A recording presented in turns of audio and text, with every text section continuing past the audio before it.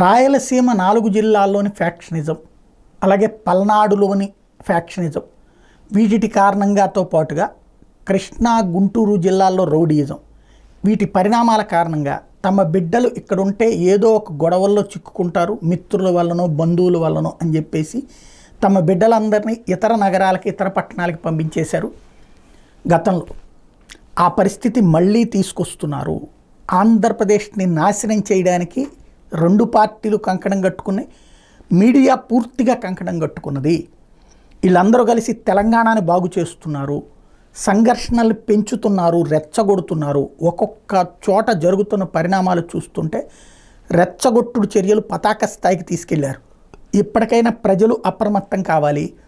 రాజకీయ పార్టీలు రెచ్చగొట్టుడికి రెచ్చిపోకుండా రాళ్ళు వేయమంటే రాళ్ళు వేయడం కాకుండా మన బిడ్డల భవిష్యత్తు, మన కుటుంబాల భవిష్యత్తు నాశనం అవుతుందని గ్రహించాల్సినటువంటి అవసరం ఉంది. లేకపోతే పెను ప్రమాదం దాపురిస్తుంది. 2 తరాలు నష్టపోయాం. ఇప్పటికీ 2 తరాలు ఇక్కడ బ్రతకలేక హైదరాబాద్కు పోయి బ్రతికితే అక్కడ మళ్ళీ కష్టపడి సంపాదించుకుంటే ఆ తర్వాత హైదరాబాద్ నుంచి తరిమి వేయబడ్డాం. హైదరాబాదు అనేటువంటిది మీ రాష్ట్రంలో కాదు పొమ్మన్నారు. మళ్ళీ ఇప్పుడు ఇక్కడ గొడవల ద్వారా మళ్ళీ హైదరాబాద్ బాగు చేసుకోవడం వైపుకే తీసుకువెళ్తున్నాం. ఒక్కసారి ప్రతి ఒక్కళ్ళు ఆలోచించుకోవాల్సినటువంటి పరిస్థితి.